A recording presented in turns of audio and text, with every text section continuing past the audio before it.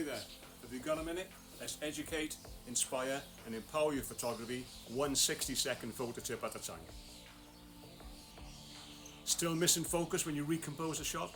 This one change will fix that forever. It's called back button focus.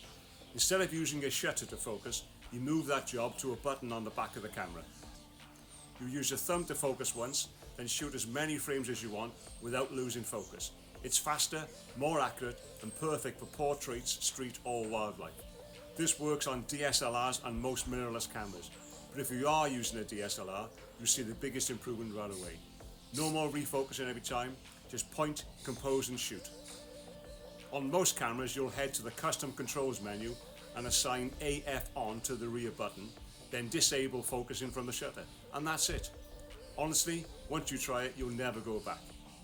If you'd like a more in-depth walkthrough, the link to the full video is right below. And if you're ready to take your skills even further, grab my free ebook, also linked below. That was your Focus Bite. I'm Anthony, and better photos aren't about gear, they're about vision. Thanks for watching, take care, and I'll see you soon.